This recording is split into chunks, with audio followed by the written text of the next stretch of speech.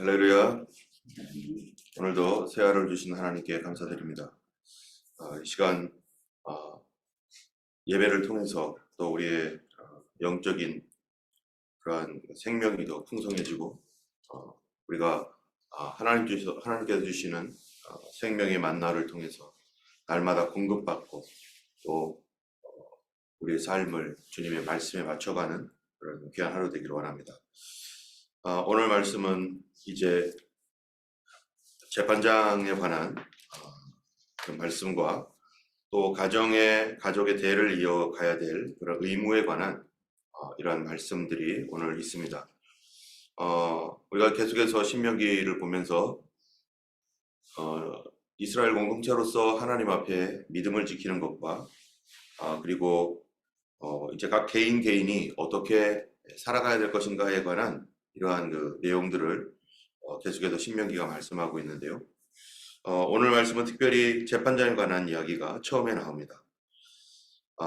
사람들 사이에 시비가 생겨서 재판이 되었을 때 재판장은 의인은 의롭다 하고 악인은 정죄하고 또 그를 이제 40까지만 때릴 수 있다. 이렇게 말하고 있습니다. 여기에 보면 재판장에 관한 얘기들이 종종 이렇게 나오게 되는데요. 재판장에 관한 이야기는 지금은 헌법, 또 법률들, 규칙, 조례, 이런 것들이 다 존재하고 있지만 그 당시에는 어떤 그러한 그 개념들이 약한 사회이기 때문에 재판장이 굉장히 중요한 사람입니다. 공정하고 공의롭고 바르게 재판하기 위해서 그 사람의 그 성품, 그 사람이 가지고 있는 여러 가지 인격을 통해서도 이런 것들이 나타나는데 성경은 재판을 어떻게 할 것인가에 관한 그 내용에서 그들이 반드시 드러내야 될 것이 있어요. 여기 보면은 재판장은 재판하여 의인은 의롭다 하고 악인은 악하다고 정죄할 것이다 라고 하는 것처럼 이 재판이라고 하는 것들은 항상 공의롭고 바라야 됩니다. 때문에 이런 재판장은 무엇을 드러내는 사람이 되어야 되는가? 바로 공의롭고 바른 하나님의 성품을 드러내는 사람이 되어야 된다라는 것이죠. 우리가 지난번에 하나님의 영광을 드러내기 위해서 예수님께서 십자가에 달려 죽으신 얘기를 주일날 말씀을 드렸습니다. 예수님께서 십자가에 달려 죽으심으로 하나님의 사랑이 어떤 사랑인지를 예수님을 통해서 우리가 알게 된 것이죠. 결국 자기를 손가락질하고 자기를 모욕하고 죽이려는 사람들의 죄까지도 짊어지시고 십자가를 지신 그 예수님, 그를 통해서 예수님은 요한복음 17장에 아버지께서 내가 아버지를 영화롭게 하게 하사 하면서 아버지를 영화롭게 하게 해달라고, 그것이 하나님을 보여주는 그러한 사건이 바로 예수님의 십자가였습니다. 이 오늘 본문에 나타나는 재판장도 하나님의 공의로우심을 보여주는 그러한 사람이 바로 이 재판장이 된다는 것이죠. 그래서 하나님의 사랑을 보여준 예수님께서 동시에 우리에게 재판장이 되시는 것이죠. 그래서 요한복음에 보면 심판을 다 아들에게 맡기셨으니 라고 분명히 말씀하는 것처럼 마지막 때의 모든 심판은 예수님께서 하신다는 거예요. 예수님께서 하실 수 있는 자격이 되는 이유가 뭡니까? 그가 우리 죄를 대신하여 기꺼이 하나님의 영광을 보여주기 위해서도 십자가에 달려 자기를 죽이고 자기를 손가락질했던 그 모든 사람의 죄를 짊어지고 죽으셨기 때문에 예수님처럼 그런 사랑을 가진 존재가 도대체 어디 있습니까? 바로 그분이, 그 사랑을 가진 그분이 바로 재판할 수 있는 것이죠. 우리 주님께서 이 의로운 재판장으로서 그럼 어떻게 할 것인가? 그것은 공의롭게 할 것이라는 거예요. 공의롭게. 이 공의로운 재판, 그것은 하나님의 성품을 닮아야 되는 것이고, 그리고 법은 항상 공의로워야 되는 것이죠. 만약에 그 나라의 법이 공의롭지 못하다, 그러면 그 나라의 수준이라고 하는 것은 아무것도 아닙니다. 네, 바닥으로 누워버리세요. 이것 때문에 그렇군요. 네. 공의롭지 않은 어떤 이런 것들은 하나님의 성품이 되지 않기 때문에 하나님의 수준과 기준에 맞춰진 그러한 법, 이런 법들이 누구를 통해서 진행이 되어지는가? 바로 이 재판장을 통해서 진행되어지는 것입니다. 자, 재판장은 공의롭고 바르게 해야 돼서 그거를 통해서 그 나라의 법의 수준을 높여야 되죠. 그 나라 법이 어떠냐가 그 나라 수준이잖아요. 후진국은 어떻습니까? 법이 후져요. 법이 제대로 정비가 안 돼 있고 공의롭지 못해요. 법이 있어도 지켜지지 않아요. 선진국은 어떻습니까? 선진국은 그 법이 바를 뿐만 아니라 그 법이 잘 지켜지는 나라가 선진국이죠. 그래서 그런 것들이 하나님께서 하나님의 법을 이스라엘에게 주신 것은 뭐냐면은 바로 하나님의 나라의 수준으로 그 나라를 수준을 높이기 위해서 하나님께서 이런 것을 주신 것입니다. 그래서 하나님 나라는 그 나라의 이스라엘이라는 나라의 법의 수준, 그런 법의 수준을 통해서 지켜지는 것이죠. 원래 그들은 노예였었는데 여러분 교회도 마찬가지죠. 그 교회가 어떤 교회냐라고 하는 것은 과연 하나님께서 우리에게 주신 이 말씀을 지키느냐 지키지 않느냐에 따른 것이죠. 하나님께서 그 말씀을 주셨고 하나님의 백성으로서 이렇게 살아야 된다라고 하는 그런 수준을 주셨는데 그 법을 주셨을 때 그 법을 지켜야겠다. 그 법을 지키고 싶다. 이 법대로 살고 싶다라고 하는 마음을 갖고 있는 사람은 어떤 사람입니까? 하나님 백성입니다. 그들 안에 있는 성령께서 하나님 말씀을 사랑하고 하나님 말씀을 지키도록 우리 안에서 계속 감동시키시는 거예요. 누가 뭐라고 하지 않아도 주의를 지켜야지. 만약에 주일에 빠질 수밖에 없는 어떤 상황이 생기면 어떻게 하겠어요? 그래도 그곳에 가서라도 주의를 지키고 도저히 안 되는 어떤 일들이 있다면 불가능한 일이 있다면 혼자라도 예배를 드릴 수 있도록 주의를 스킵하지 않도록 그 누가 하시는 거예요? 누가 하라고 해서 합니까? 그렇지 않습니다. 성령님께서 그 날을 하나님 앞에 예배하는 날로 지키도록 마음을 감동을 주시기 때문에 그런 거죠. 하나님 말씀을 중심으로 지킨다는 것은 성경에도 이미 오래전부터 나와 있죠. 여러분 이스라엘 백성들에게 하나님의 말씀을 시내산에서 줬습니다. 어디에 새겨줬습니까? 돌판에 새겨줬죠. 그런데 신약 성경에서는 이거를 돌판에 새기는 것이 아니라 어디에 새기신다고 했어요? 바로 신비, 마음판에 새기겠다. 그래서 그들이 전심으로 하나님의 법을 순종하게 하겠다. 마음 밖에 있는 돌판을 받았던 이스라엘 백성들은 그 자기 바깥에 있는 것이니까 보고서 율법으로 여깁니다. 아, 이거 해야 되는데.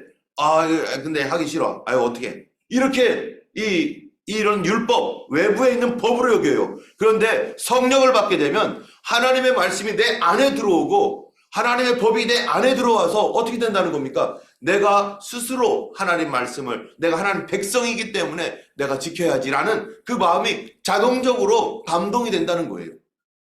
때문에 누가 지키라 마라 해서 지키고 안 지키고 이런 것이 아니라 성령님께서 우리 안에서 그 일을 행하시기 때문에 하나님의 말씀을 지키는 그런 사람들은 스스로 자발적으로 지키고자 하는 사람이 바로 내가 누구라는 증거입니까? 내가 하나님 백성 되었다는 증거입니다. 교회도 수많은 사람들이 들어오지만 교회 신앙이 다 다릅니다. 어떤 사람은 초신자 있고 어떤 사람은 성령 받은 사람이 있고 어떤 사람 아직 성령도 오래 다녔지만 성령 받지 못한 사람이 있어요. 여러분 여기에서 누가 교회를 이끌어가고 누가 교회의 그 신앙의 가치를 지키는 사람입니까? 바로 성령 받아야 바로 신앙의 가치를 지킬 수가 있어요. 믿음의 가치를 지킬 수가 있어요. 누가 뭐라고 하지 않아도 하나님의 성령을 받은 사람은 하나님 말씀대로 살고 싶어하고 하나님 말씀을 지키고 싶어합니다. 그러나 교회에 다닐지라도 성령 받지 않고 거듭나지 않은 아직 하나님의 백성으로 온전하게 되지 못한 이제 막 그 길로 가고 있는 사람들은 누구를 보게 돼요? 옆에 있는 동료들을 보면서 믿음 생활을 어떻게 하는 거지? 리더들을 보면서 믿음 생활을 어떻게 하는 거지? 리더들이 어떻게 됩니까? 성령 받은 사람이 되어야 되고 그 성령을 받은 그 사람이 하나님의 말씀을 지키는 모습들이 보여져야 성도들이 그거를 따라가고 보고 갑니다. 여러분 양과 목자의 얘기를 여러분 많이 들으셨겠지만 목자가 양들을 이렇게 인도할 때 양은 누구 따라간다는 거예요? 목자 따라가는 게 아니라 어린 양들은 자기 바로 앞에 있는 양 둥둥이 보며 따라갑니다. 양이 자기 옆에 있는 동료들이 어떻게 가는가, 자기 바로 앞에 있는 자기 앞에 가고 있는 양이 어떻게 가는가에 따라서 뒤에 양들이 따라가게 되어 있어요. 목자는 그 전체를 인도하긴 하지만 때문에 교회에서 우리 성도들이 아직 믿음이 연약한 성도들, 아직 교회는 다녔지만은 성령 받지 못한 그런 어떤 그 성도들은요, 누구 봐야 되느냐? 물론 목사님의 가르침이나 성경 말씀들을 이렇게 보지만 가장 영향력을 미치는 것은 성도들입니다. 자기와 같은 성도들. 그래서 나보다 한 발자국 앞서가고 있는 나와 친한 성도들이 어떻게 신앙생활을 하는가, 그거를 보고서 그 사람을 따라가게 되어 있어요.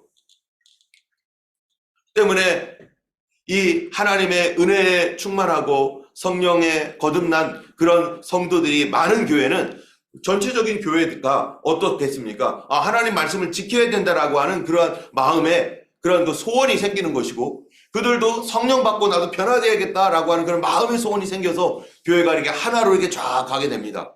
그런데 만약에 그런 사람이 없는 교회다, 그런 사람이 적은 교회다, 그런 리더가 없다, 그러면요, 사사기와 같은 거예요. 제 소견에 옳은 대로 행하더라. 교회에 모였는데 중심도 없고 그냥 자기 멋대로 신앙생활 하는 거예요. 주의를 어떻게 지켜야 되는지, 헌금은 어떻게 해야 되는지, 왜 우리는 새벽 기도를 하고 있는지, 이런 것들도 모르고 내 멋대로 신앙생활 하는 거예요. 때문에 오늘날 교회의 수준은 얼만큼 성도들이, 리더들이 특별히 어떻게 말씀을 지키는가, 말씀을 지키는 수준이 어떤가에 따라서 그 교회가 좋은 교회가 될 수도 있고 그 교회가 엉터리 교회가 될 수도 있는 것이죠. 여러분, 유럽 교회가 어떻게 하다가 이렇게 무너지고 이렇게 깨집니까? 유럽에 특별히 기독교 국가라고 하는 그런 존재를 가지고 있었고 그랬는데요. 기독교 국가가 되면은 목사들은 뭐가 됩니까? 공무원이 됩니다. 공무원이 되면은 철밥통이에요. 나라에서 다 보장해 주는 거예요. 그러다 보니까 그 목사라고 하는 이것이 뭐가 되어버리냐? 성직이 아니라 일반 직업이 되는 거죠. 이런 일반 직업이 돼버리니까 좋은 페이가 제대로 나오는 좋은 직업, 게다가 존경까지 받는 직업이 되다 보니까 사람들이 어떻습니까? 그 직업 좋네 하고서 성령으로 거듭나지 않아도 목사 되겠다는 거예요. 왜? 보장이 되니까, 사회 보장이 되니까. 예전에도 몇 번 말씀드렸지만 제가 타스마니아에 있었을 때 독일 사람이 있었는데 자기 친구는 교회도 잘 안 다닌대요. 자기 친구는 교회도 잘 안 다니는데 어느 날 신학교를 갔다는 거예요. 그래서 그 친구한테 물어봤대요. 야, 너 왜 신학교 갔냐? 했더니 하는 말이, 야, 목사 직업 좋잖아. 연설문 써가지고 몇 번만 얘기하고 그냥 뭐 별 많은 일 할 필요 없이 그렇게 사람들에게 존경받고 직장이 좋다는 거예요. 직장이. 여러분, 이런 목사가 교회에 목회를 하게 되면 그 교회 어떻게 되겠어요? 성도들 다 죽습니다. 성도들 다 무너지게 돼 있어요. 교회는 자기는 나라에서 나오는 돈 꼬박꼬박 받으면서 잘 살지 몰라도 그 교회에 있는 성도들은 다 죽어버리게 되는 거예요. 믿음 없는 교회. 유럽 교회가 이런 식으로 하다가 어떻게 됐습니까? 타락하고 망하고, 교인이라고 하는 그 명칭은 너 크리스찬이라고 물어보면요, 교회 2번 나오는데 크리스찬이라는 거예요. 부활절 날 나오고 크리스마스 때 나오고 이러면서도 크리스찬이라고 말하고 있는 거예요. 그러면서 어떻게 생각합니까? 세례 받았으니까 구원받았다고 생각하고, 어떠한 영적인 투쟁이나 삶에 하나님의 말씀을 지키겠다는 마음이 조금도 없는 그리스도인. 여러분, 이런 교회들, 이거를 용납해주고 그래도 된다라고 말하는 목회자들이 있다면 성도들은 죽어있는데도 스스로 살아있다고 생각하는, 사대교회가 죽었으나 살았으나 죽어있는 교회다라고 주님께서 그렇게 말씀하시는데, 이런 교회를 문화적인 교회라고 말하는 것입니다. 세속화된 교회. 어제도 저희 교회 리더 모임에서 잠깐 얘기했지만 제가 제일 걱정되는 것이 우리 교회도 그런 교회 될까봐 걱정이 되는 거예요. 세속화된 교회, 문화적인 교회. 교회는 하나의 커뮤니티처럼 왔다 갔다 하는 성도들이 가득해지고, 오든 안 오든 교회 주의를 지키든 안 지키든 상관없어 하고, 그게 무슨 사정이 생기면 당연히 못 나오는 거지, 이런 식의 생각들을 갖고 있는 그러한 성도들이, 그러한 교회가 어떻게 된 교회입니까? 잠자는 교회, 죽은 교회. 이 교회는요, 하나님과 우리 사이에 중요한 어떠한 그 제사장과 같은 그 가교의 역할을 하지만, 그러나 교회의 현실은 또 어떻습니까? 우리를 죽이고 멸망시키려는 사단의 공격이, 그리고 죄의 세력이 이 땅에 있기 때문에 교회가 있는 거예요. 만약에 하나님과 우리만 있다면 교회는 우리 전체가 다 필요 없습니다. 교회라는 것이 필요 없고 얼마나 행복하겠어요. 그러나 이 땅의 현실이라는 것은, 영적 현실이라는 것은 사단 마귀 공중 권세 잡은 자가 어떻게든지 성도들의 신앙을 깨뜨리고 그 교회의 신앙을 무너뜨려서 하나님 말씀을 지키지 못하게 만들고, 그리고 하나님께 저주받게 만들어서 자기와 같이 영원한 저주 속으로 빠져들어가도록 그렇게 역사하는 공중 권세 잡은 악한 것들이 존재하고 있기 때문에, 교회는 편안하게 놀고 있는 유람선이 아니라 지금 전투하는 교회, 그래도 지금 평화가 유지되고 하는 이유는 하나님의 돌보심과 보호하심과 우리가 보이지 않는 곳에서 새벽에서 나와서 하나님 앞에 성도들을 위하여 기도하고 있는 기도의 용사들이 있기 때문에 그래도 성도들의 삶이 보존되어 있는 것이고, 그리고 거듭난 성도들, 하나님 말씀을 지키고자 하는 성도들이 있기 때문에 교회가 지켜지는 것이죠. 만약에 사람들만 모여있고 거듭난 사람이 없고 목회자도 그렇게 직업으로 생각하는 그런 교회가 있다면 어떻게 되겠어요? 엄청 편안한 교회 될 겁니다. 육신적으로 엄청 편안한 교회 될 겁니다. 교회를 나오거나 안 나오거나, 예배를 드리거나 안 드리거나, 그 사람이 죄를 짓거나 안 짓거나 무슨 상관이에요? 그냥 서비스, 정말 교회는 커뮤니티 서비스, 사람들 사교 집단, 이렇게 될 것입니다.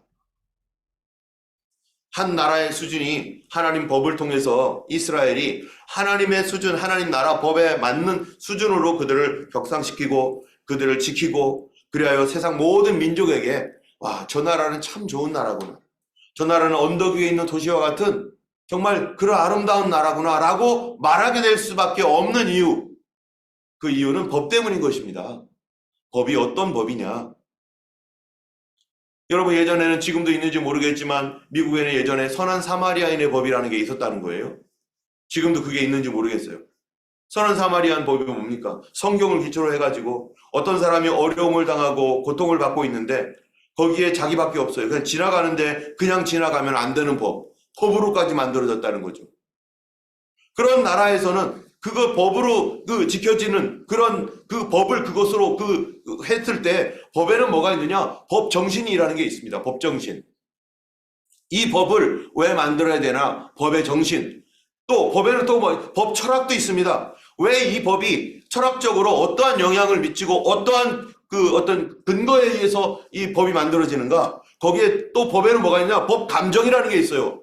법 감정은 뭡니까? 사람들이 이 법을 집행할 때 그들이 감정적으로 온 사람들이 이거 합당하다, 옳다, 이거 좋다, 이렇게 돼야 된다, 범죄자일지라도 그게 맞긴 맞아 라고 하는 그 감정, 그래서 국민들의 정서와 감정에 맞아야 됩니다.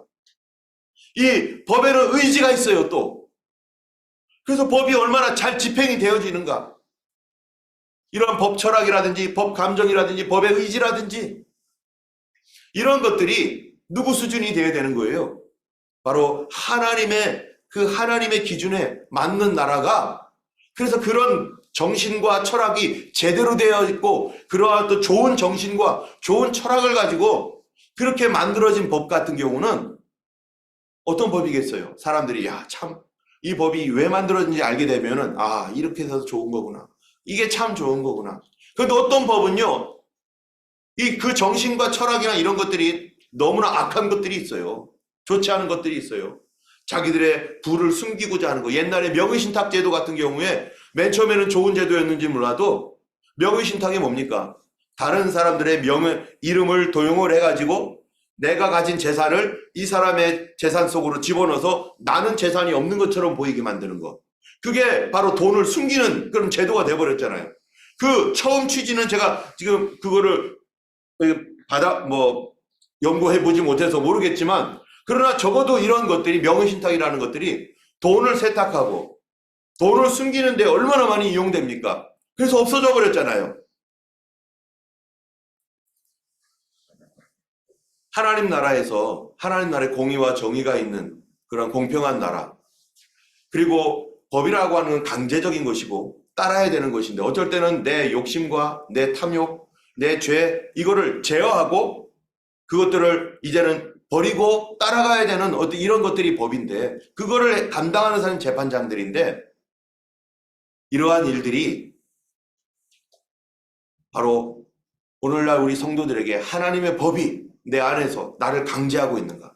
내 마음에 부담을 갖고 있는가? 그 사람이 거듭난 사람입니다. 왜냐하면은 그 사람은 하나님의 성령으로 거듭났기 때문에 그 법이 내 법이 됐기 때문에 내가 지켜야 될 법이라는 것을 내 스스로 성령께서 내 안에서 가르쳐 주시기 때문에 그래서 내가 하나님 말씀대로 순종하지 못할 때 주여 죄송합니다.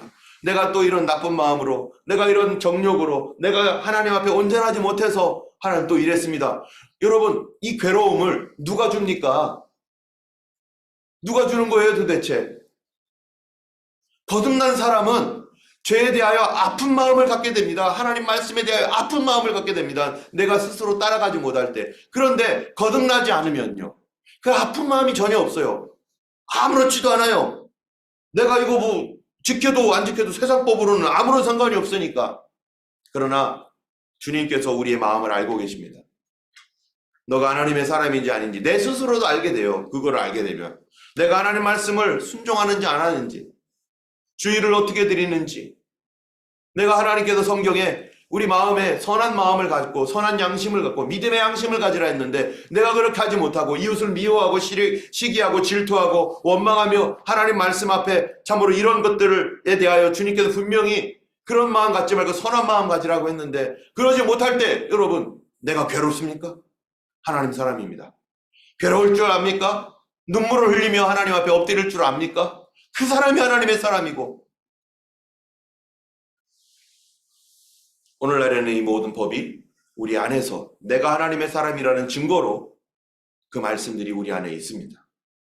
때문에 이제 새롭게 교회가 개편되고 또 팀장이 세워지고 그룹장이 세워지고 할 때 여러분 이 팀장과 그룹장 또 리더들 교회 또 새로운 집사님들 생길 때 이런 모든 분들이 다 어떤 분들이 되도록 기도해야 됩니까?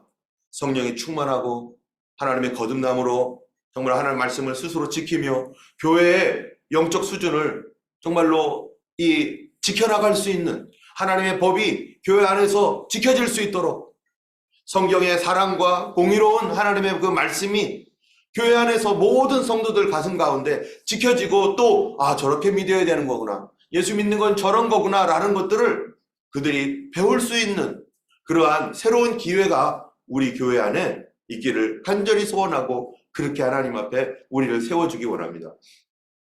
새로 이제 집사로 임명되시는 분이나 또 그룹장이나 이렇게 또 팀장으로 세워질 분들은요. 여러분 사람들이 우리가 보면은 옷이 사람을 만든다고 해요.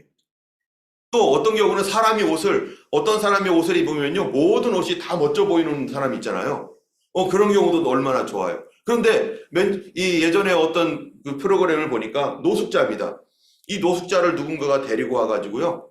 얼굴이 얼마나 꾀재재하고 더럽고 냄새나고 머리도 막 엉망이고 이렇고 수염도 막 이렇게 덥수룩하게 해서 사람이 막 얼굴도 꾀재재하고 이러니까 얼마나 보기에 참 민망하고 저 사람 가까이 하면 안 되겠다 이러는 사람이었는데 그 사람 데려다가 어떤 이발사가요.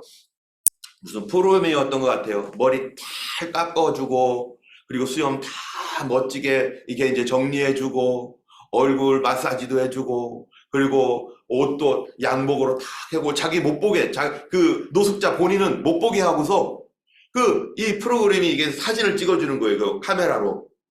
자기는 자기 모습이 어떻게 변했는지 잘 몰라요. 그런데 누군가 막 다듬어주고 막 옷도 입혀주고 딱 한 다음에 마지막으로 거울을 쫙 보여주니까 이 사람 놀라 자빠지는 거예요. 너무나 멋진 어떤 한 신사가 거기 서 있는 거죠. 다른 사람이 봐도 이 사람이 대기업 CEO인지 아니면은 무슨 어디에 강사인지 너무 멋진 어떤 한 사람이 서 있는 거예요. 하나님께서 교회에서도 우리에게 말씀하신 게 예수 그리스도로 옷 입어라. 예수님으로 옷 입어라. 우리 예수님으로 옷 입는다는 그 성령으로 거듭나고 성령으로 새로워지는 것이기도 하지만 또 직분적으로는요. 우리가 옷이 사람을 만든다고 집사로서 임명이 되고 그룹장이나 팀장으로 될 때 하나님께서 그에게 그러한 권능과 그러한 기름 부으심을 동시에 주시기를 우리 많이 기도해야 됩니다. 저도 세례를 베풀 때 어떤 경우는 어떤 사람들이 예수 믿겠다고 하고 세례를 베풀면은요, 뭐 예수 믿겠느냐 어쨌느냐 뭐 하면서 문답을 막 합니다. 그러나 그 세례를 받겠다는 사람 중에서는 아직 성령으로 거듭나지 않은 사람이 있어요. 많은 사람들이 나도 예수 잘 믿고 싶다라고 하는 그 마음이 있지만 그 마음은 하나님 주신 마음이죠. 그런데 아직 성령으로 다 거듭나지 못한 그런 경우에 그 세례를 주면서 저의 간절한 소원과 기도가 뭐냐면은 하나님 이 사람에게 세례의 옷을 입힙니다. 그런데 세례의 옷만 입혀줄 것이 아니라 성령으로 거듭나게 해주세요. 동시에 성령의 옷을 입혀주시고 예수님의 옷을 입혀주셔서 세례 받을 때에 거듭나게 해주시고 물속에 들어갈 때 성령의 권능으로 그가 거듭나게 해주세요. 우리가 세례는 어떠한 시간의 과정이 있고 그 과정 안에 모든 것들을 다 마치면은 이제 교회적으로는 이 사람이 성령 받았느냐 안 받았느냐 이거와 상관없이 이 이제 모든 과정이 마치면은 그가 결단했기 때문에 세례를 주지만 그런 세례를 주는 것이 구원받았다는 증거는 아니잖아요. 대신에 그가 세례라는 옷을 입으면서 하나님 나도 성령으로 거듭나고 나도 하나님 백성으로 제대로 살고 싶어요 라고 하는 믿음의 표현 아닙니까? 그렇다면은 정말로 그리스도의 옷을 입혀주도록 정말로 성령으로 거듭나도록 그가 아직 거듭나지 못했다면 모든 성도들이 그렇게 기도해야 되는 것이고 물로 부어지고 물속에 들어갈 때 정말로 성령님께서 그 마음 가운데 감동을 주시죠. 실제적으로 그렇게 되는 경우도 있고요. 이와 마찬가지로 이제 집사님들을 정말로 이 집사 문답하고 또 우리가 함께 기도해 줄 때 금요일 날 와서 우리가 함께 손을 얹고 기도하고 이러한 기도가 될 때 그에게도 놀라운 성령의 권능으로 하나님의 기름 부으심이 충만해져서 참으로 모든 성도들이 존경해주고 따라갈 수 있는 그러한 사람, 그런 성령의 사람, 하나님의 사람, 또 그룹장도 팀장도 임명되어지고 우리 함께 기도해 줄 때 기름 부으심이 필요합니다. 성령의 기름 부으심이 그에게 있어야 되는데 성령의 기름 부으심과 성령의 거듭난 놀라운 은혜가 있어야 그 교회가 하나님 말씀이 지켜지고 누가 지키라 마라 그렇게 해서 하는 것이 아니라 성령의 이 모든 이 성령의 역사가 교회 전체의 모든 무드를 하나님의 성령께서 그 간절한 마음으로 따라갈 수 있도록 성령이 계속 임재하는 그런 교회로 나아갈 수 있을 줄로 압니다. 여러분 우리 교회가 그런 교회가 되도록 기도해 주시고 그냥 교회가 10년, 20년, 30년, 40년 되면서 그냥 술에 술 탄 듯 물에 물 탄 듯 교회 다니는 둥 마는 둥 교회 다녀도 안 다녀도 뭐라고 하지 않는 아무도 관심 없고 신경 쓰지 않는 그런 교회가 된다면은 이미 자고 있는 교회, 죽은 교회. 바로 내 옆에 있는 동료들, 내 성도들을 신경 쓰고 그들이 그리스도 앞에 바르게 설 수 있도록 도와줄 사람들은 옆에 있는 우리의 같은 믿음의 성도들입니다. 목회자는요, 그 리더들을 교육해야 돼요. 리더들을 데리고 그들이 철저히 하나님 앞에 나아갈 수 있도록 그들을 위해서 도와주고 기도해주고 이렇게 해야 되고 성도들은 내 옆에 있는 내 성도들이 하나님 앞에 아직 잘 따라오지 못하면 위로해주고 권면해주고 도와주면서 그들이 잘 믿음에 서고 내가 하는 것처럼 하라고 하는 것을 보여주듯이 이렇게 믿음이 되려면은 성령 충만, 은혜 충만, 항상 하나님의 예수 그리스도의 옷이 입혀져야 되는 것이죠. 분명히 하나님께서 그러한 은혜를 부어주시고 기름 부으심이 충만한 교회로 하나님 세워주실 줄로 믿습니다. 5절부터 보면은 죽은 형제에 대한 의무. 오늘날에는 이러한 형사 취수 제도라고 하는 이러한 제도는 없습니다. 그러나 성경에 이러한 제도를 만들어 놓은 아주 주요한 목적들이 여러 가지가 있어요. 그 여러 가지의 목적은 이거 다 지금 시간상으로 말하지 못하지만 크게 몇 가지를 얘기하면 이 형제가 있는데 형제가 아이를 낳지 못하고 그 남자 형제가 죽었어요. 그러면은 그 옛날에는 둘째 그 동생이 이 형수를 위해서 결혼을 해버리는 거예요. 그래서 그 형을 위하여 가게가 이어져 나갈 수 있도록 그 가문이 계속해서 이어져 나갈 수 있도록 그렇게 그 형의 이름으로 이 첫 번째 아이는 그 가문을 이어갈 수 있는 아이로 만들어 버립니다. 여러분, 이게 왜 이렇게 하고 있냐? 이거 지금 고대 사회의 얘기예요. 첫 번째로는요, 우리나라도 1800년대만 해도요, 영아 사망률이 얼마나 높습니까? 그래서 평균 연령을 따지면은 그 당시에 40세가 평균 연령인데, 그 평균 연령이 40세로 그렇게 내려갔던 이유가 뭐예요? 돌이 되기 전에 죽는 아이들이 너무 많아요. 많이도 나왔지만은 죽는 아이들이 너무 많아요. 의료 체계가 제대로 돼 있지 않으니까. 그러니까 한 생명 한 생명이 어떻게 될지 몰라요. 너무나 귀중한 거예요. 아이들이 많지 않았습니다. 생존율이. 두 번째로는 여성들은 어떻습니까? 남편이 죽으면 여자들은요, 과부가 되면 아무것도 못합니다. 굶어 죽어야 되는 거예요. 시집으로 친정으로 가지도 못하고. 그래서 지금 오늘날 아프가니스탄이라든지 이런 나라에서 이 이슬람 이 사람들이 저기 하는 데서는요, 창녀가 얼마나 많은지 몰라요. 아무 일도 못하니까 여자들이 뭐 해요? 그런 식으로 갑니다. 몰래 가게 되는. 그렇기 때문에 한 여성이 생명을 보존하고 사람답게 살려면은 결혼이 되어 있어야 되는 거예요. 그 당시에 사회 구조라든지 농업 구조 이런 것들은 이 여성을 하기에 부적합하기 때문에, 그래서 이 여성이 그 남편이 죽었다고 해서 끝나는 게 자식들이라도 있으면 그나마 자식들의 보호를 받지만, 그러나 자식조차 없으면 이 여성은요, 어디로 가야 되겠습니까? 이방 땅으로 가거나 창녀가 되거나 비참하게 돼버립니다.